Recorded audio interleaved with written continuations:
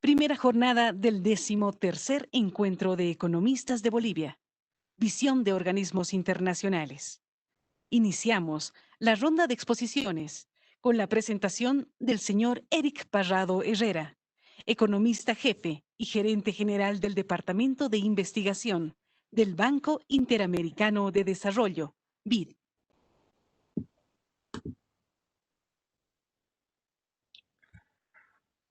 Muy buenos días a todas y todos. Realmente es un placer y un honor poder estar con ustedes nuevamente. Les agradezco mucho las palabras de la presidenta Yanine Áñez, también del presidente del Banco Central de Bolivia y también de los rectores y del presidente de la Academia Boliviana de Ciencias Económicas. Les agradezco mucho esta invitación. Realmente quedé impresionado en 2019 cuando pude asistir físicamente al Alto y hacer una presentación frente a 8.000 personas. Yo creo que fue la presentación más grande que hice en algún país, y así que les agradezco mucho esa oportunidad, y hoy día seguro vamos a romper otro récord con esta gran audiencia que hoy día estamos teniendo y que está compuesta por muchos estudiantes. Entonces, lo que me gustaría hacer en esta sesión es justamente hablarles un poco del impacto del COVID-19 en las economías de América Latina y el Caribe, y después concentrarnos en algunos temas específicos para Bolivia. Así que, sin más, voy a tratar de compartir la presentación. Acá está la presentación, perfecto. Entonces, yo creo que a forma de introducción, lo que yo podría decir es que América Latina era el 2019 como un avión volando con sus pasajeros con un motor dañado. Y este motor dañado era producto de muchos temas sociales en algunos países de América del Sur, otros problemas de productividad y otros problemas, obviamente, de crecimiento. Y entramos al 2020 con este avión con un motor dañado, pero justo nos llega la pandemia y vemos que ahora el otro motor bueno se dañó también. Y por lo tanto, lo que están haciendo hoy día los bancos centrales y los reguladores es tratar de planear este avión de alguna forma para poder salvar primero a sus pasajeros y también salvar la infraestructura del avión. Y obviamente los líderes es tratar de planear este avión sin motores y tratar de aterrizar en un lugar seguro, después revisar si los pasajeros están bien, reparar el avión si fuera necesario, para después continuar con este viaje hacia el crecimiento y el desarrollo. Eso, yo diría, es como una introducción respecto a lo que le está ocurriendo a toda la región como un todo. Y acá, cuando vemos ya la presentación más formal, obviamente lo que hemos visto es que América Latina y el Caribe se están transformando en el epicentro de los problemas del COVID-19, lamentablemente. En otros lugares ya hay cierto control, obviamente hay mucha incertidumbre de que pueden haber una segunda vuelta respecto a los contagios, pero vemos que acá América Latina tiene un comportamiento bastante negativo si uno compara con, por ejemplo, China o con Europa, y similar en términos del impacto de lo que le está ocurriendo a Estados Unidos. Y si lo vemos y hacemos una descomposición en términos de los distintos países de América Latina, justamente vemos que los países de América Latina, y acá tomo algunos ejemplos de América del Sur, están en una situación peor que el resto de los países, porque acá ya vemos que hay cierto control respecto a la pandemia. Obviamente, esta es una batalla, como lo dijo la presidenta, que hay que estar tratando de salvar vidas por un lado, pero también tratar de salvar la economía por otro lado, y ese es el trade-off que a veces, obviamente, los gobernadores tienen en algunos momentos. Lo bueno de todo es que los países de la región están tomando medidas para frenar de alguna forma el avance del virus. Y acá vemos que muchos de los países de América del Sur y del Caribe están tomando estas medidas. Obviamente las medidas de contención son distintas y varían entre países y a veces dentro de los países, pero por lo menos se están tomando esas medidas. Y yo, como trato de resumir el impacto que están teniendo todos los países de América del Sur, de América Central y del Caribe, vemos que estos impactos se podrían resumir en un concepto bastante simple, que es la triple parada súbita. Es decir, hay muchos canales externos que afectan de alguna forma a nuestros países, pero yo puedo resumir esto con la triple parada súbita, y justamente acá les estoy mostrando la portada de una columna que apareció en Project Syndicate que publicamos recientemente el día de ayer. ¿Y en qué consiste la triple parada súbita? Consiste en una parada súbita relacionada con la movilidad de personas, es decir, todos los confinamientos que los gobiernos han impuesto en las ciudades, en los países, pero también las restricciones de viaje. Entonces, y eso afecta obviamente la actividad económica, afecta el comercio, afecta los servicios, afecta la industria. Segundo, parada súbita está relacionado con el comercio. Obviamente, si tenemos una economía global, tenemos países más débiles para consumir, toda la relación de exportaciones, la relación de importaciones empieza a disminuir, tanto en volúmenes como en precios. Y por eso también incluyo la idea de los precios, porque los precios de los commodities se han deprimido, no tanto como al principio, como en marzo. Hoy día vemos una cierta recuperación y lo voy a mostrar, pero sí hay un impacto bastante fuerte en términos de los ingresos que recibimos por el lado de las exportaciones. Y el tercer punto está relacionado con los flujos financieros, que es la parada súbita que más se conoce en economía, por el lado de las inversiones de portafolio, es decir, esta salida de capitales por el lado de acciones y bonos de inversionistas extranjeros, pero también hay una parada de alguna forma, o eso es por lo menos conceptualmente, de las remesas que llegan a nuestros países. Entonces, ese es el concepto del impacto que hoy día está sufriendo nuestra región. Las medidas de confinamiento han servido, han sido efectivas, y acá simplemente muestro datos de Waze, esta aplicación para el transporte, y lo que vemos que vemos una reducción bastante fuerte en términos de la reducción en movilidad, y esto ha ido lentamente aumentando, y eso es bueno en términos del control de los confinamientos para tratar de evitar y tratar de mitigar de alguna forma los contagios. Eh, Esto funciona, pero obviamente el impacto en términos de los contagios ha tenido un impacto que no ha sido tan significativo o no tan positivo como el que esperábamos. Pero habiendo dicho eso, obviamente las medidas de confinamiento han reducido la movilidad, y acá Bolivia lo tenemos marcado en rojo. Ha tenido un cambio bastante profundo en términos de la movilidad de las personas, y acá utilizamos datos de telefonía celular a través de esta empresa Veracet.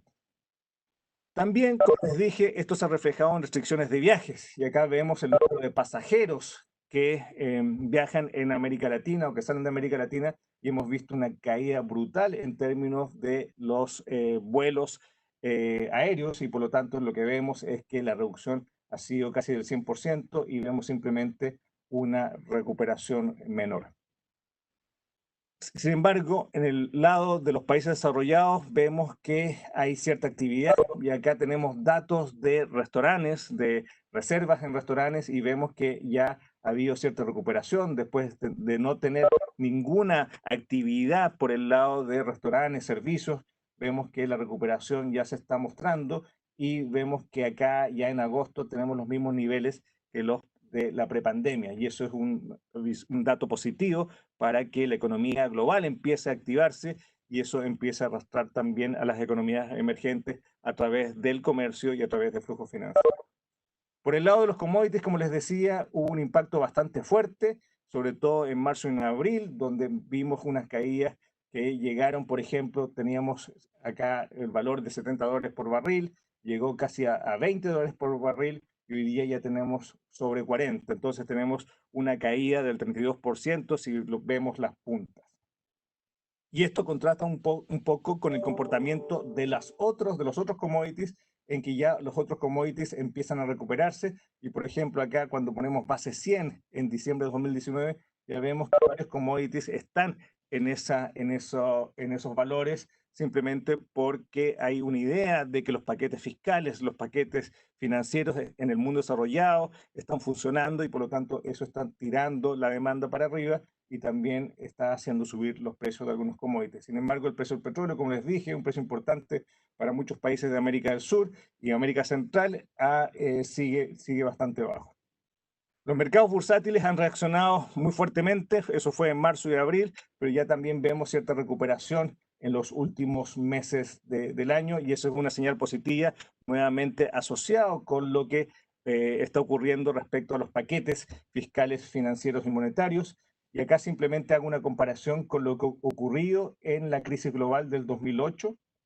y como ven, ya estamos recuperados respecto a esta situación anterior, pero de nuevo, en este caso hay mucha incertidumbre respecto a lo que pueda pasar, porque como sabemos, la solución final de la crisis va a estar relacionada con inventar la vacuna, producir la vacuna y después distribuirla, y eso obviamente va a tomar mucho tiempo. Y hay un comportamiento similar por el lado de los mercados bursátiles de las bolsas más profundas de América del Sur. Obviamente, esto ha tenido un impacto en riesgo país. La visión que tienen los inversionistas extranjeros, los inversionistas institucionales, es que hay un riesgo mayor por el lado del mundo emergente, y obviamente América Latina no es la excepción. Y lo que vemos que muchos países han elevado su riesgo país, y acá simplemente muestro la diferencia en riesgo país con el nivel anterior a la pandemia. Hay países que han elevado su riesgo país en más de 500 puntos, por ejemplo, es el caso de Ecuador, de Surinam, de Belice, y en el caso de Bolivia estamos con un aumento más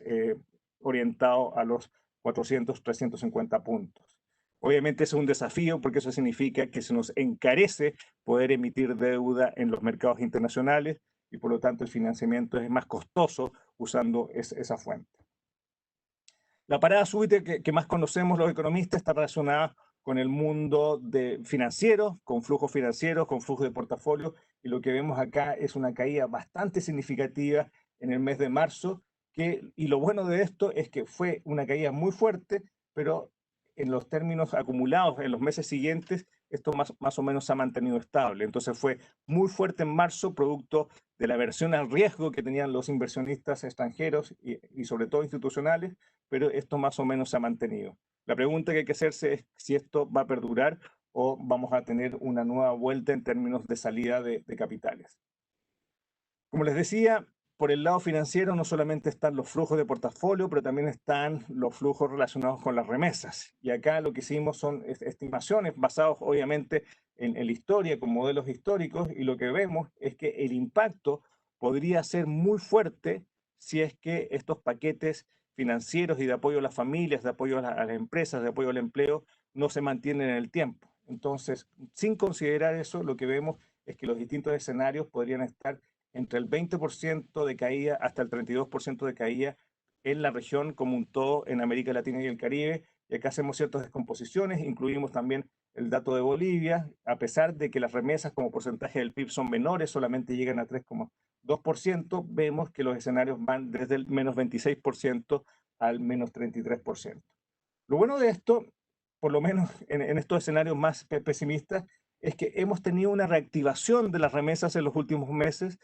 justamente por este apoyo, sobre todo de Estados Unidos y de Europa, al empleo, donde el ingreso disponible, y acá hago la diferencia y comparo lo que es el ingreso disponible de las familias, de los trabajadores, versus la actividad económica de Estados Unidos. Y vemos que hay una divergencia en términos de la actividad económica que cae fuertemente, pero que el ingreso disponible de los trabajadores aumenta justamente por estos apoyos, y eso podría explicar de alguna forma el aumento de remesas en el mes de mayo y en el mes de junio.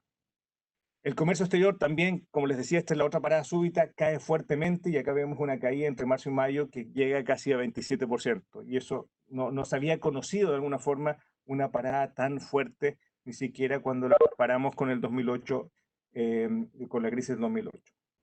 Los datos ya muestran un efecto fuerte en la economía real, como les dije, y acá hacemos comparaciones de los indicadores mensuales de actividad económica, el cambio año a año, es decir, el mes del 2020 versus el mismo mes del 2019, y vemos que en los últimos datos vemos caídas sobre el 5%, por ejemplo, en República Dominicana. En el caso de Chile, esto llega a 12, 13%. En el caso de Bolivia tenemos 17%, y acá también más o menos parecido a un 17%. Pero también vemos casos extremos como en el caso de Ecuador, que las caídas en actividad llegan a casi el 30%, y en el caso de Panamá estas caídas llegan al menos 40%. Eso lo vamos a vivir muy fuertemente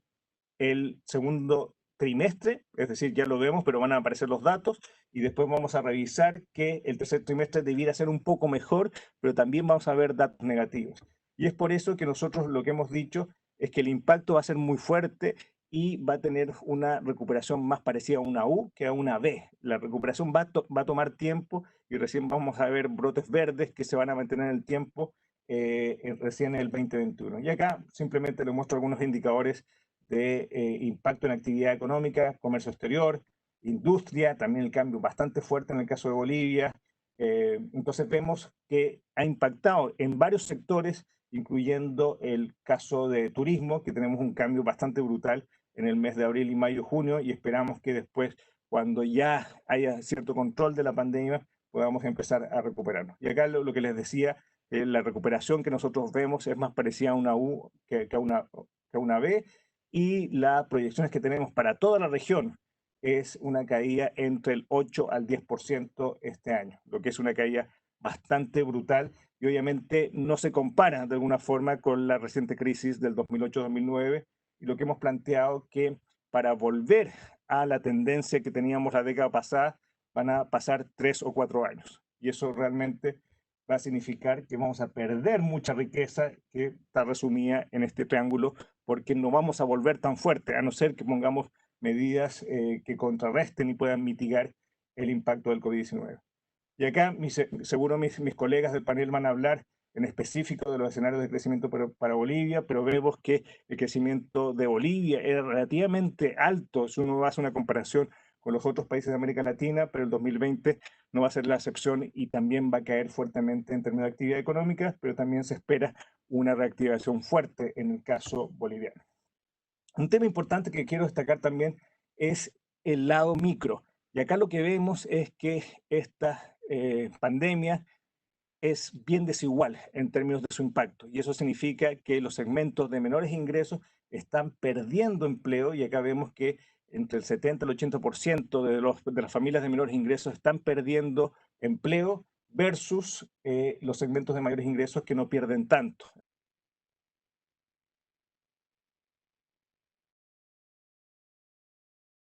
Caso del empleo. Y lo mismo ocurre con los negocios familiares, tenemos la misma tendencia y lo mismo ocurre en términos de una pregunta que hacemos en una encuesta y esta encuesta está basada en 17 países, ya tenemos más de 200.000 respuestas y lo que vemos que el impacto en términos de problemas de alimentación también es grande y eso es independiente del nivel de ingreso de las personas, de los países y lo que vemos que también los segmentos de menores ingresos de cada uno de los países se ve afectado.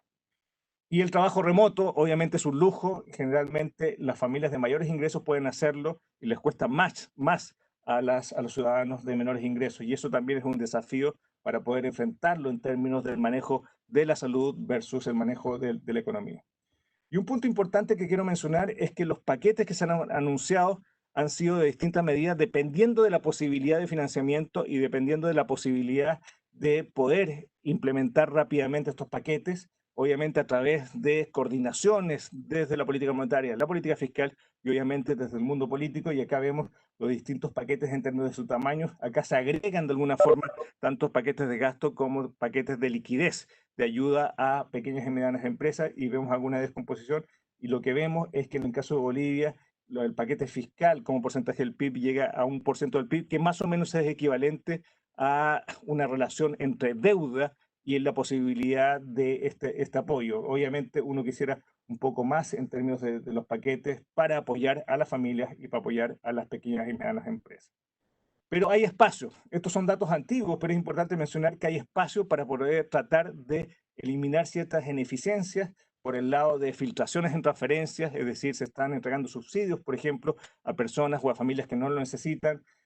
Hay un componente de malgasto en compras públicas, hay un componente de malgasto en remuneración a empleados y por lo tanto se podría hacer un esfuerzo. Y lo que vemos que Bolivia tiene muchas filtraciones y es una de las más altas en términos de los países acá esta selección de países de América Latina. La buena noticia, y ahora voy a terminar porque ya estoy en el tiempo, es que China se está empezando a recuperar y vemos varios indicadores donde vemos noticias bastante positivas. Acá vemos, por ejemplo, la confianza empresarial ya está sobre los 50 puntos y eso significa que están pensando que hay una expansión futura. las ventas de autos, como otro ejemplo, también se han normalizado, las ventas al comercio, al retail, también se normalizan, por lo tanto, seguimos con tasas negativas, pero ya con una tendencia mucho mejor respecto a lo que se vivió en enero, febrero, por lo menos en China. Entonces, eso nos ayuda a tener un poquito más de confianza de lo que va a pasar el 2021. Pero la idea es justamente pasar este túnel pandémico y hay que tener una estrategia dentro del túnel y fuera del túnel. Y una de las cosas que yo quisiera destacar es simplemente terminar con esta idea de que la infraestructura es importante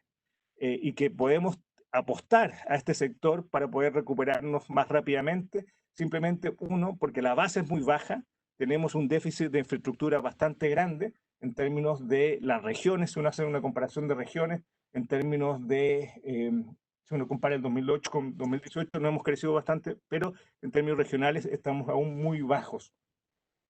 Y en un ejercicio simple que hicimos en nuestro